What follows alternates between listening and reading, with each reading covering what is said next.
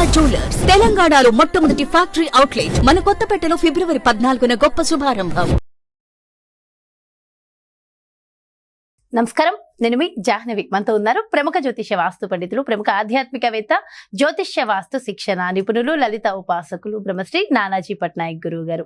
సూక్ష్మంలో మోక్షం ఈ ప్రత్యేక కార్యక్రమం ద్వారా మనకున్నటువంటి ప్రతి సమస్యకి ఎంతో చక్కటి సొల్యూషన్స్ గురువు గారు అందిస్తూ ఉన్నారు కదా. మరి ఈ రోజు కూడా మనందరికీ ఉపయోగపడే ఒక చక్కటి ప్రశ్నతో నేను సిద్ధంగా ఉన్నాను. మరి గురువు గారిని అడిగేది. నమస్కారం గురుగారు. శ్రీమాత్రే నమః. గురుగారు, గుప్త నవరాత్రుల్లో ఫిబ్రవరి 14వ తారీఖున వసంత పంచమి ఉంది కదా. వసంత పంచమి చాలా చాలా ఇంపార్టెంట్ డే ప్రతి ఒక్కళ్ళ జీవితాల్లో కదా. అయితే ప్రతి ఒక్కళ్ళు కూడా కేవలం పిల్లలకి అక్షరాభ్యాసం కోసమేనా వసంత పంచమి, ఇంకా వేరేగా కూడా మనం ఉపయోగించుకోవచ్చు అంటారు? మంచి ప్రశ్న వేశారు. ఇక్కడ ఏంటంటే ప్రత్యేకంగా అయితే పిల్లల అక్షరాభ్యాసానికి వాడతారు. ఎందుకంటే వసంత పంచమిని కొన్ని వీటిలో చెప్పబడింది ఏమిటి అంటే సరస్వతీదేవి జయంతిగా చెప్తూ ఉంటారు, అందుకని తీసుకుంటారు. అయితే ఇక్కడ ఏంటంటే ఈరోజు మొత్తము రోజుకి ఒక పర్టికులర్ టైం ఉంది. ఆ టైంలో కనుక అక్షరాభ్యాసం చేయిస్తే మంచి గురుబలం ఉండి వాళ్ళకి విద్యా సంబంధించిన విషయంలో దోషం ఏదైనా ఉందనుకోండి, చాలా మందికి చూడండి చతుర్థ స్థానం పాడవుతుంది. చతుర్థ భావం పాడైతే ఏమవుతుందంటే వాళ్ళకి విద్యా సంబంధించిన విషయంలో వాళ్ళని ఎంత మంచి స్కూల్లో కాలేజీలో ఎంత మంచి ట్యూషన్ పెట్టించినా వాళ్ళు చదవలేరు. అందరూ చదువుతుంటారు, ఈ అబ్బాయి చదవడం, ఎందుకంటే కాన్సన్ట్రేషన్ కుదరదు. విద్యాస్థానం పాడింది, విద్య మీద కాన్సన్ట్రేషన్ ఉండదు. సింపుల్ లాజిక్ అక్కడ. అలాంటప్పుడు ఏం చేయాలి అంటే ఇప్పుడు చూడండి, ఈ మళ్ళీ వసంత పంచమి వచ్చింది కదా. ఈ వసంత పంచమి రోజు ఉదయం 10:05 నుంచి 11:04 మధ్యలో 10:05 నుంచి 11:04 ఈ 1 hour ఆఫ్ పీరియడ్ లో ఇది గుడ్ పీరియడ్. ఈ టైం ఏదైతుందో ఈ గుడ్ టైం అన్నమాట. ఈ సమయం అప్పుడుండే గ్రహస్థితి ఎలా ఉంది అంటే వీళ్ళకి విద్యాపరంగా మంచి యోగం కలిగేటువంటి సమయం అది. ఆ సమయంలో కనుక మరలా ఒకసారి పిల్లల చేత ఆ రోజు సరస్వతీదేవిని, హయగ్రీవుణ్ణి, శ్యామలా దండకము, శ్యామలాం వరకు నాలెడ్జ్కే కారకుడు కదా, కారకురాలు కదా. అదేవిధంగా హయగ్రీవుడు హెడ్ మాస్టర్, జ్ఞానానందమయం దేవం నిర్మల స్ఫటికాకృతిం ఆధారం సర్వ విద్యానాం హయగ్రీవం ఉపాస్మహే అనేది నేర్పించాలి. సరస్వతీదేవి స్తోత్రం ఏదైనా నేర్పించాలి. ఇవి నేర్పించి ఆ రోజు ఆ గంట సేపు ఎక్కువసేపు చేయమని చెప్పాలి పిల్లల్ని. అదేవిధంగా 21 యాలకులు కానీ 41 కానీ 108 యాలకులతో కానీ దండగట్టి హయగ్రీవుడికి మాలగా వెయ్యాలి. ఫోటో ఇంట్లోనే వెయ్యాలి. వేసి ఇలా ఎవరైతే చేస్తారో వారికి పాస్ట్ లైఫ్లో చేసినటువంటి కర్మ వల్ల వస్తుంది. యాక్చువల్గా చాలా మందికి ఎందుకు ఇలా అవుతుంది అంటే పూర్వజన్మల్లో గురువుని దూషించడం వల్ల కానీ, లేకపోతే తోటి విద్యార్థుల్ని ఇబ్బంది పెట్టడం వల్ల కానీ, లేదా తల్లిగారిని ఇబ్బంది పెట్టడం వల్ల కానీ వస్తుంది ఇది. అందుకే చూడండి, ఎవరికైనా కూడా ఈ ఎడ్యుకేషన్ విషయంలో ఇబ్బందులు ఉన్నాయనుకోండి ఏం చెప్తారు? తల్లికి నమస్కరించుకొని ఆయన, తండ్రికి నమస్కరించుకొని ఆయన అంటారు. ఎందుకు అంటే జ్యోతిష శాస్త్రంలో 4వ స్థానము భాగ్యస్థానము విద్యాస్థానాలుగా చెప్తారు. మేజర్గా విద్యాభావం 4వ భావం, హైయర్ ఎడ్యుకేషన్ 9వ భావం. 9 అంటే మాస్టర్, 9 అంటే తండ్రి, చతుర్థం అంటే విద్య, చతుర్థం అంటే తల్లి. అందుకని ఎవరి జన్మజాతక చక్రంలో అయినా బాగాలేదు, వాళ్ళకి ఎంత చెప్తున్నా అవ్వట్లేదు, వాళ్ళకి ఏం నేర్పించాలంటే, అందుకే మనకి నార్త్ సైడ్ పిల్లలు రోజు తల్లిదండ్రుల కాళ్ళ నమస్కరిస్తారు. ఓకే, అందుకని పెద్దవాళ్ళకి ఎవరు కనిపించినా నమస్కరిస్తుంటారు. ఎందుకు అంటే మీ ఉపాసన బలమంతా మీ పాదాల్లో ఉంటుంది. అందుకే పెద్ద పెద్ద గురువుల దగ్గరికి వెళ్ళినప్పుడు పాద నమస్కారం ఎందుకు చేస్తారు, పాదాలకు ఎందుకు నమస్కరిస్తారు అంటే వాళ్ళ ఉపాసన మొత్తం అక్కడ ఉంటుంది.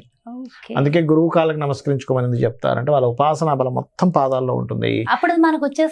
వస్తుంది, వాళ్ళు ఆశీర్వదించాలి.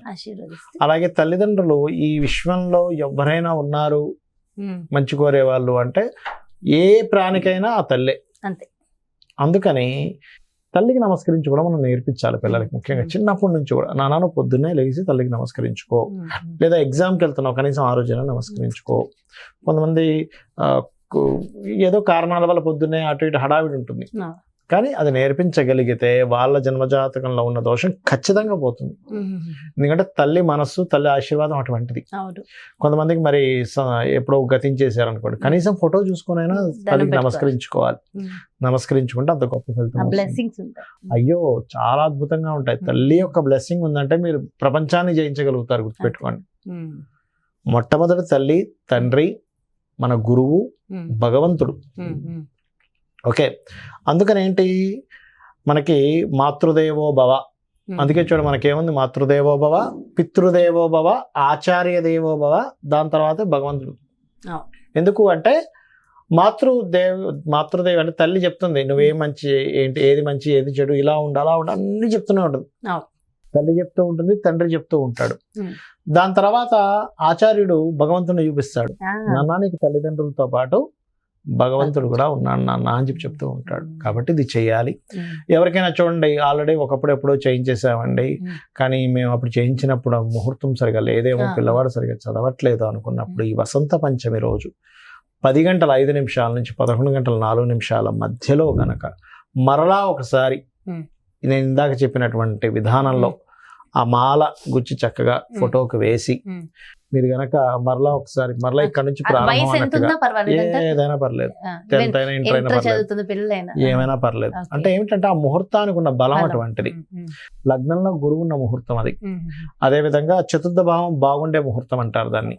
చతుర్థాధిపతి మనకి ఉన్న గ్రహస్థితుల్లో ఆ యోగంలో ఉంటున్నాడు ప్రధానంగా ఆ రోజు 14వ తేదీ ఏదైతే ఉందో. కాబట్టి అది మంచి ఫలితం ఇస్తుంది. అందులో పర్టికులర్ గా విదేశాలకు వెళ్ళి చదువుకోవాలి. కొంతమందికి చూడండి విదేశాలకు వెళ్ళి చదువుకోవాలని ఉంటుంది కానీ కుదరదు, అప్లై చేస్తుంటారు, అవ్వదు, అయ్యో ఎలా వెళ్ళి చదువుకోవాలి అంటే అర్థం కాదు. అలాంటి సమయంలో కూడా మీరు గనక ఈ స్వామివారికి ఇది చేసి అమ్మవారికి చేసినట్లయితే ఖచ్చితంగా బాగుంటుంది. పిల్లలకి ప్రధానంగా చిన్నప్పటి నుంచి కూడా హయగ్రీవ స్తోత్రం ఒకటి, సరస్వతి దేవిది ఒకటి, శ్యామలా దండకం ఒకటి నేర్పించాలి. నేర్పిస్తే ఏమవుతుందంటే ఒక ఆరా వాళ్ళ చుట్టూ ఏమవుతుందంటే అమ్మ ఒక నెగిటివ్ ఆరా ఫామ్ అయి ఉంటుంది. ఇది పూర్వజన్మ కర్మల వల్ల. ఈ దండకం మీరు చదువుకోవడం వల్ల ఎడ్యుకేషన్ రిలేటెడ్ సంబంధించిన దోషం ఏదవుతుందో ఖచ్చితంగా పోతుంది, అందులో ఎటువంటి సందేహం లేదు. అది చేయాలి. అది చాలా బాగుంది. అని ప్రత్యేకించి నివేదించవలసిన నైవేద్యం ఏమైనా ఉంటుందంటారు? ఒకటేనమ్మా, సరస్వతి అమ్మవారిని మీరు పూజిస్తున్నారు, శాస్త్రాలు అన్ని చెప్తుంది ఒకటే, నీకు భక్తితో నీకు ఏది తోస్తే అది పెట్టు. నీకు మంచి బాగా డబ్బులు ఉన్నాయి, చక్కగా చక్కెర పొంగలి ఇన్ని జీడిపప్పు వేసి పెట్టు. ఎవరన్నారు? అమ్మవారు చూస్తుంది, కంటి చూపుతో చూసిన తర్వాత తినేది ఎవరు? మనమే కదా. అంతే, నిజంగా తింటే అంతకంటే భాగ్యమే. అదే కానీ తను చూసి తను స్వీకరిస్తుంది, అందులో ఎటువంటి సందేహం మనం తీసుకోవడం వల్ల ఎనర్జీ మనకు పనిచేస్తుంది. అంటే మనం ప్రసాదం స్వీకరించడం వల్ల మన లోపల ఉన్నటువంటిది ఏదైతే కర్మ ద్వారా వచ్చినటువంటి ఇబ్బందులు ఏవైతే ఉన్నాయో అవి తొలగుతాయి అన్నమాట. అది మీరు ఏదైనా సమర్పించవచ్చు భగవంతుడికి, ఇదే సమర్పించాలి, లేకపోతే నేను స్వీకరించను కానీ నేను తీసుకోను కానీ ఎక్కడా చెప్పలేదు. నువ్వు భక్తితో ఇచ్చేది ఏదైనా తీసుకుంటా అని చెప్పాడు. అయితే తెల్లటి వస్త్రాలే ధరించాలి, అలాంటివి ఏమైనా నియమాలు? అంటే వసంత పంచమి రోజు సరస్వతీదేవి పూజ చేసే వాళ్ళు తెల్లటి వస్త్రం కానీ పసుపు వస్త్రం కానీ ధరిస్తారు. ఎందుకు అంటే తెలుపు చంద్రుడికి సంకేతం, పసుపు గురువుకి సంకేతం. Natural 4th lord is moon అంటే తెలుపు రంగు, చంద్రుడికి తెలుపు రంగు. న్యాచురల్ 9th లార్డ్ ఈజ్ గురువుకి పసుపు రంగు. అందుకని జ్ఞానము, ట్రాన్స్పరెన్సీ వీటికి ప్రతీకలు, అందుకని ఆ వస్త్రాలు ధరిస్తారు. చాలా చాలా మంచి ఇన్ఫర్మేషన్, చాలా డీటెయిల్ గా వివరించారు. ప్రతి ఒక్కరికి చాలా చక్కగా ఉపయోగపడుతుంది గురుగారు. Thank you so much. నమస్కారం. శ్రీమాత్రే నమః. చూసారు కదండి, మరి ఇది వసంత పంచమి నాడు ఖచ్చితంగా మన ఇంట నాలెడ్జ్ ఉండాలి, మనకి నాలెడ్జ్ రావాలి, మన పిల్లలు చదువులో ఉన్నత స్థితిలో ఉండాలి అని అనుకునే ప్రతి ఒక్కళ్ళకి కూడా వసంత పంచమి నాడు ఏం చేయాలి, ముఖ్యంగా రెమెడీస్ గురించి డీటెయిల్గా ఎక్స్ప్లెయిన్ చేస్తూ చాలా మంచి వివరణ ఇచ్చారు కదా గురుగారు. మరో ప్రత్యేకమైన కార్యక్రమంతో మళ్ళీ మీ ముందుకు వచ్చేస్తాను. నమస్కారం.